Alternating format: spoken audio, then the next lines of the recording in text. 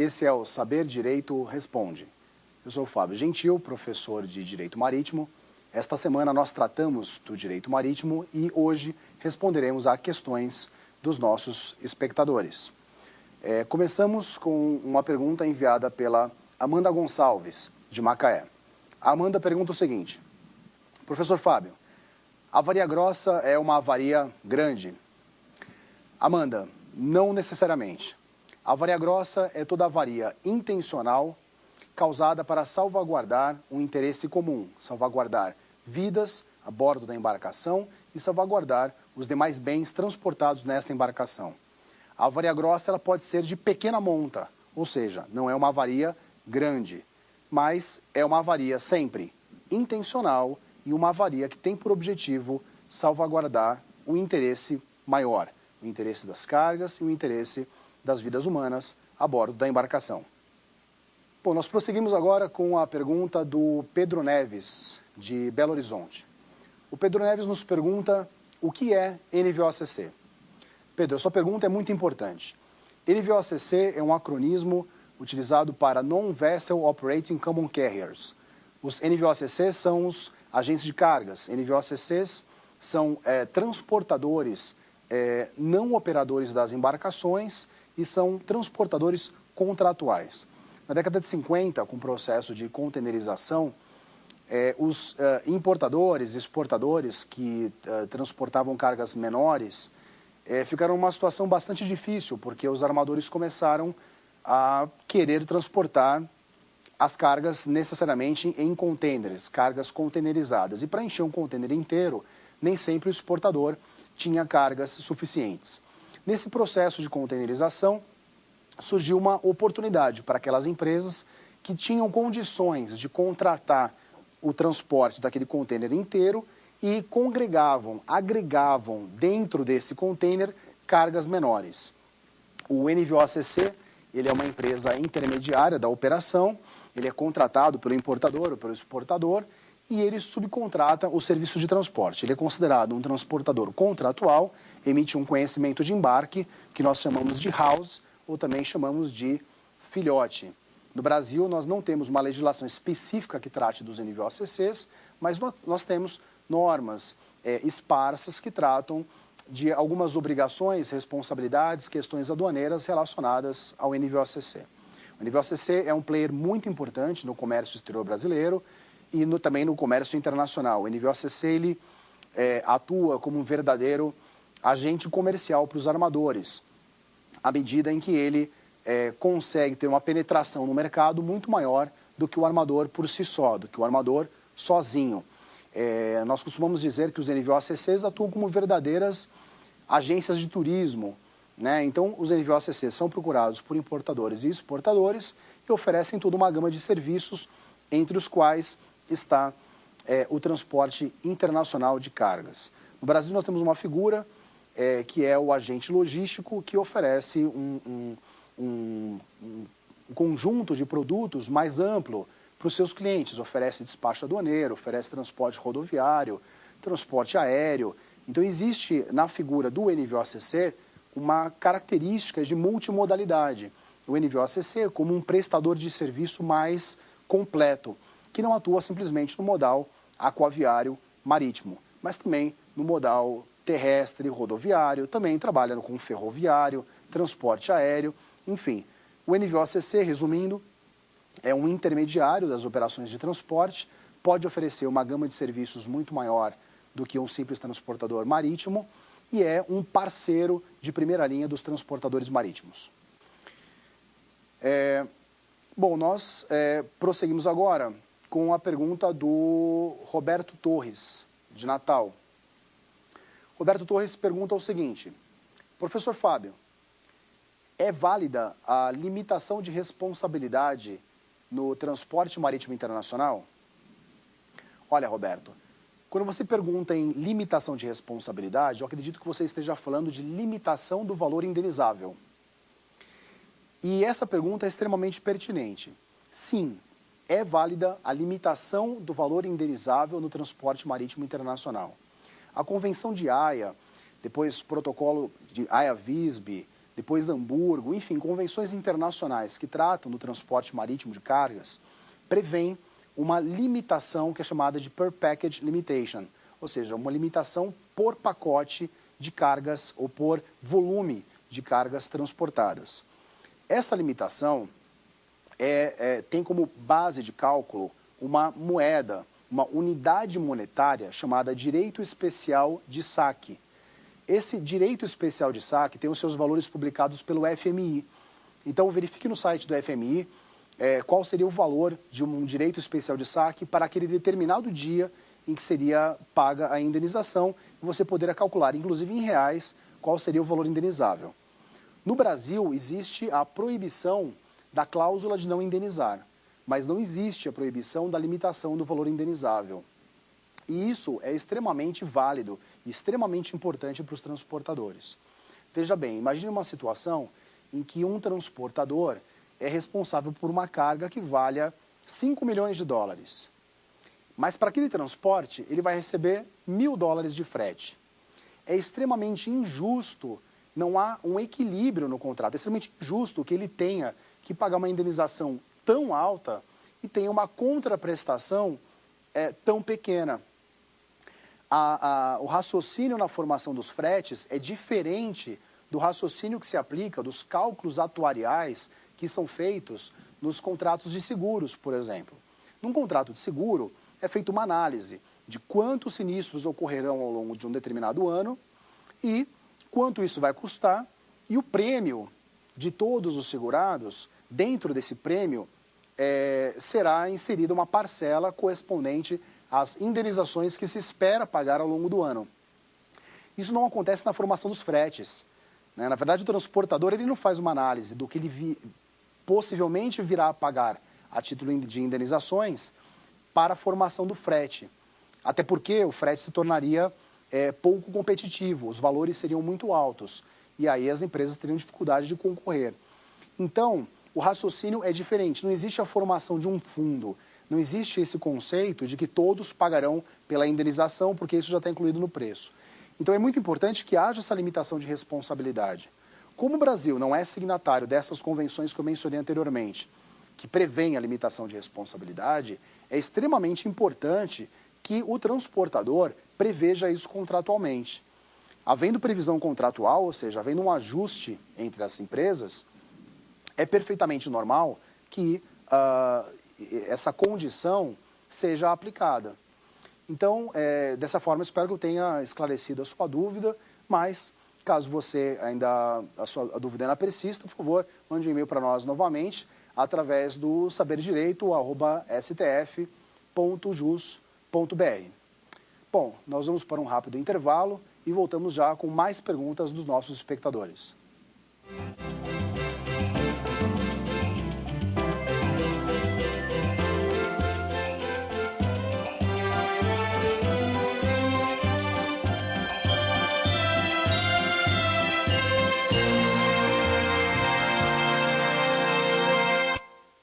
Olá, esse é o Saber Direito Responde, sou o Fábio Gentil, professor de Direito Marítimo, e nós estamos de volta agora para responder mais perguntas de espectadores que enviaram as suas dúvidas ao longo da semana para o saberdireitoresponde@stf.jus.br.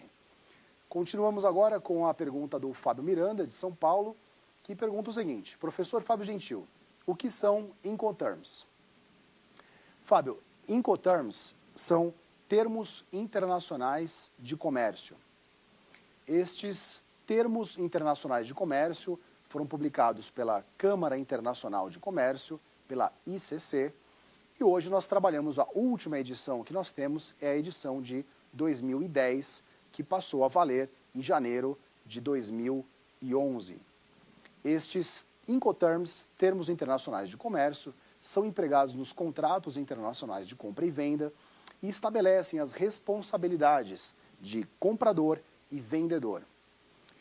Principalmente as responsabilidades relacionadas a valores e com relação à entrega das mercadorias e pagamento de tributos. Eu vou dar alguns exemplos.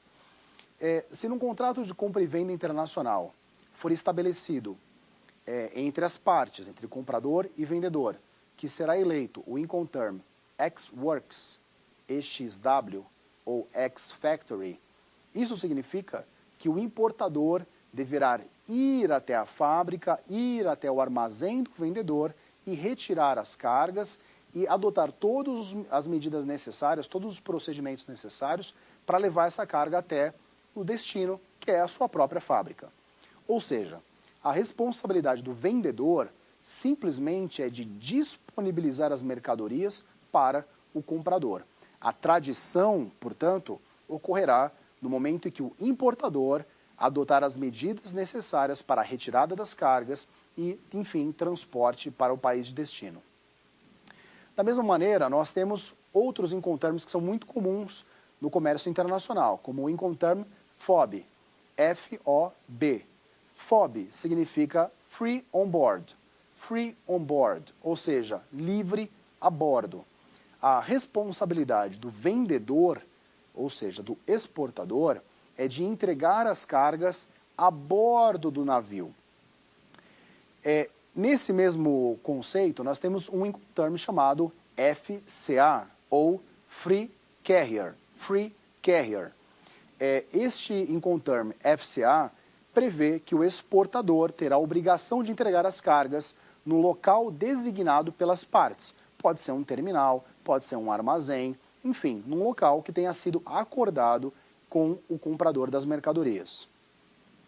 Um outro Incoterm bastante comum é o Incoterm CIF, C-I-F, CIF, que significa Costs, Insurance and Freight. Costs, Insurance and Freight, ou seja, custo, seguro e frete. Isso vale dizer que dentro do preço das mercadorias estão o custo delas em si, o seguro de transporte internacional, o seguro das cargas e o frete marítimo. É muito importante que o importador entenda que num Incoterm como esse, em que o frete é contratado pelo exportador, ele não deve necessariamente, essa é uma questão que causa muitos problemas no dia a dia, ele não deve necessariamente adotar uma postura passiva com relação ao contrato de transporte. Muito pelo contrário. Veja bem, existem algumas responsabilidades que são atribuídas ao importador em decorrência do contrato de transporte, como o pagamento de sobreestadia de container. Então, é fundamental que ele participe desse tipo de negociação, porque, do contrário, ele poderá ser altamente prejudicado. Então, apesar de o valor do preço da mercadoria englobar em si o custo dela, o seguro e o frete, e esse frete ser contratado pelo exportador, apesar disso tudo, é extremamente importante que o importador participe, ao menos da negociação com relação às despesas, com relação aos procedimentos que serão adotados no Brasil. Os Incoterms não são compulsórios. Isso é muito importante de registrar. Os Incoterms eles são eleitos entre as partes como um meio de facilitação da comunicação e do estabelecimento de responsabilidades. Por outro lado, apesar deles terem essa característica, os importadores e exportadores não podem abrir mão de um contrato de compra e venda adequado. Nós encontramos no dia a dia muitos importadores e exportadores que fazem uso da fatura comercial como se um contrato fosse, e esse é um grande erro. Os Incoterms sozinhos não resolverão os problemas dos importadores e exportadores. Muito bem. Nós continuamos agora com a pergunta da Fernanda Gonçalves, de Santo André. A Fernanda diz o seguinte: olá, professor, quais são as atribuições dos práticos? Muito bem, Fernanda. As atividades dos práticos são regidas pela Norman número 12. Norman é norma da Autoridade Marítima número 12. Quem é a Autoridade Marítima no Brasil? É a DPC, Diretoria de Portos e Costas. Então, a Norman 12 rege as atividades dos práticos, estabelece obrigações, fala o que eles fazem, fala o que é uma estação de praticagem, o que é uma zona de praticagem, o que é uma atalaia. Então, todas as definições relacionadas ao serviço de praticagem. Como o nome mesmo diz, o prático é aquele que detém a prática com relação a uma determinada zona de praticagem. Ou seja, uma divisão geográfica na qual ele detém conhecimento, através da sua experiência, para auxiliar a entrada e saída de embarcações. A atividade do prático é uma atividade essencial, é uma atividade que garante a segurança das embarcações na sua entrada e saída dos portos. A atividade dos práticos, os práticos são concursados, é um concurso extremamente difícil, é uma atividade extremamente extenuante e são, enfim, os práticos são fundamentais para a entrada e saída de embarcações. Muito bem, prosseguindo, agora a Maria Cristina Flores, de Curitiba, pergunta o seguinte: olá, professor Fábio Gentil, o que é alijamento de cargas? Olha, Maria Cristina, alijamento de cargas é o lançamento dessas cargas ao mar. Quando nós tratamos de avarias grossas ao longo da semana, eu mencionei o seguinte, que a avaria grossa, ela é intencional e a avaria grossa, ela precisa ser feita em benefício do todo, em benefício da tripulação, em benefício das vidas que estão a bordo, em benefício das cargas, das demais cargas. Então existem alguns tipos de avarias que são cometidos para alcançar este resultado mais benéfico ou menos ruim. Entre estes está o alijamento de cargas. Veja bem, numa situação de um tempo extremamente desfavorável, de uma tempestade, em que é necessário dar mais estabilidade para o navio, é muito importante baixar o centro gravitacional dessa embarcação, ou seja, deslocar a massa de cima para baixo. E aí, em casos como esses, pode acontecer de ser necessário o alijamento de cargas, ou seja, o lançamento dessas cargas ao mar. Ou existem outros casos em que talvez esteja a bordo algum tipo de mercadoria sobre a qual não se tinha informação, uma mercadoria perigosa, um produto perigoso e que precisa ser lançado fora sob pena de causar algum tipo de acidente, uma explosão, algum dano importante. E aí recorre-se ao alijamento de cargas. Juntamente com o alijamento nós temos outros tipos, né, de avarias grossas, temos a varação, temos a recalada, a ribada forçada, né, sendo que a varação é aquele que em inglês nós chamamos de impeachment, ou seja, é um encalhe intencional. Nós temos a recalada, que é quando o navio parte e aí ele precisa retornar, ainda que sem autorizações ou licenças, ele precisa voltar ao porto. A ribada forçada, que é uma atracação forçada. Então existem vários tipos de situações que representam a avaria grossa. Essa avaria grossa poderá ser declarada em virtude desses eventos que eu mencionei, e entre eles está o alijamento de cargas. Bom, gostaria de lembrar então que nós estamos respondendo agora a perguntas que nos foram enviadas durante a semana para o saberdireito.responde@stf.jus.br. Nós vamos fazer um rápido intervalo e já voltamos com mais perguntas.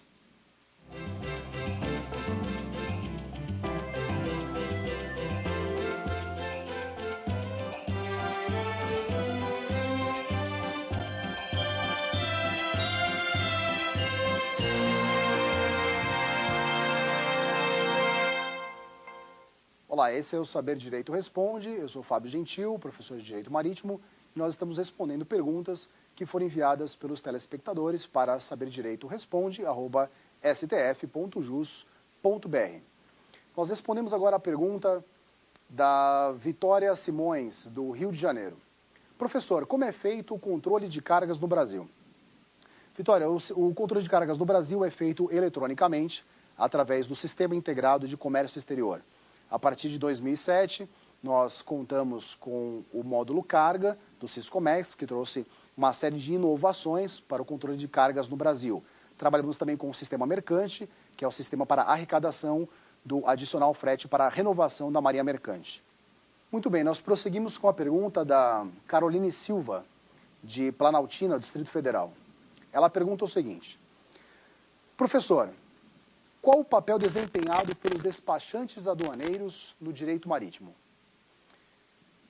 Bem, Carolina, os despachantes aduaneiros são considerados pelo Decreto 6759 de 2009, que é o Regulamento Aduaneiro, e por outras normas que tratam de questões aduaneiras, ele é considerado como um interveniente das operações de comércio exterior. Os despachantes aduaneiros são os especialistas no registro de declarações de importação, processos de exportação, enfim, questões aduaneiras. Os despachantes aduaneiros, eles são responsáveis pelo registro desses documentos e informações perante a Secretaria da Receita Federal e demais órgãos intervenientes. E o despachante presta um serviço fundamental a importadores e exportadores que precisam de informações sobre a sistemática do direito marítimo, do direito aduaneiro, naquele âmbito prático, ali na aduana, no dia a dia. São as pessoas que têm a experiência, a vivência e que darão suporte aos seus clientes importadores e exportadores nos processos de importação e exportação.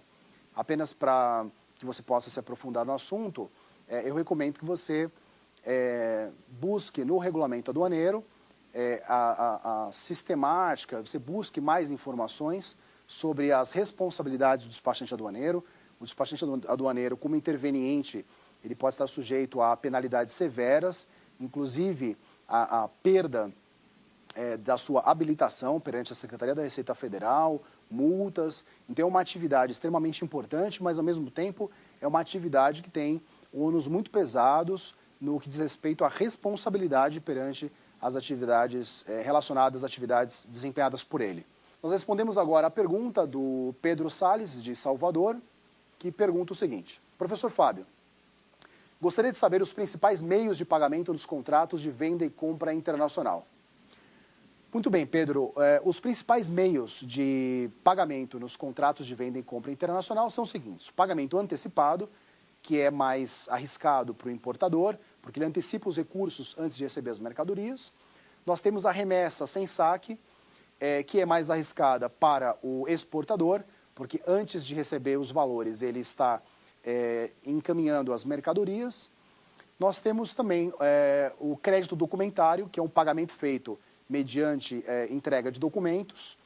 Então, havendo a entrega dos documentos, ou melhor, havendo o pagamento, os documentos do transporte são entregues, que teoricamente é um meio bastante seguro, mas tem uma ressalva, tem um ponto fraco, que são as cargas abandonadas, né? Então, caso o importador não vá até a instituição bancária realizar o pagamento para retirar os documentos, ainda assim o exportador tem uma grande dor de cabeça pela frente, porque as cargas estão abandonadas e ele precisa trazer essas cargas de volta para o porto de origem. E por fim nós temos as cartas de crédito. As cartas de crédito que constituem o meio mais seguro de pagamento internacional. Cartas de crédito podem ser à vista, podem ser stand-by letters of credit, que são as cartas de crédito stand-by, ou seja, cartas de crédito que são dependentes de condições, sendo que as cartas de crédito elas são regidas internacionalmente pela UPC 600, que é a norma que traz toda a regulamentação sobre o pagamento internacional com cartas de crédito. Adicionalmente às cartas de crédito, o exportador pode contratar o serviço de confirmação da carta de crédito, de maneira a conseguir mais garantia de recebimento dos valores devidos pela compra e venda internacional. Bom, nós temos a pergunta, por fim, agora da Mércia Ferreira, de Brasília, que pergunta o seguinte: a concessão de free time demurrage configura direito adquirido? Olha, Mércia, sim. O free time demurrage ele é uma condição negocial. A partir do momento que um free time é conferido ao importador, esse free time tem que ser respeitado. Nós temos acompanhado alguns casos, e talvez a sua pergunta ela esteja relacionada a isso, alguns casos de cancelamento unilateral de free time. Isso é ilegal. Na verdade, uma vez que o contrato preveja um determinado free time, e aí lembrando que o conhecimento de embarque não é o contrato em si, é uma evidência do contrato de transporte, ele instrumentaliza, ele dá corpo ao contrato de transporte. Então, ainda que no conhecimento de embarque não haja um lançamento direto de qual foi o free time acordado entre as partes, existem outros instrumentos que podem comprovar isso, né? Inclusive prova testemunhal. Então, e-mails, outras comunicações que comprovem qual foi o free time acordado entre as partes. Até mesmo faturas enviadas pelo transportador, elas indicando o free time, elas são prova mais do que suficiente de que havia um acordo com relação àquilo. Então, sim, é um direito do importador, deve ser respeitado, então é muito importante que seja corretamente estabelecido para que não haja nenhum tipo de divergência. Muito bem, esse foi o Saber Direito Responde. Nós respondemos a perguntas dos espectadores que enviaram as suas dúvidas para saberdireitoresponde@stf.jus.br. Essa semana nós falamos sobre direito marítimo. Caso você queira rever algumas das aulas, você pode visitar o www.youtube.com/saberdireito-aula e também o www.youtube.com/saberdireito-responde e o Saber Direito Debate. Obrigado pela sua companhia e Direito Marítimo continue embarcando nessa.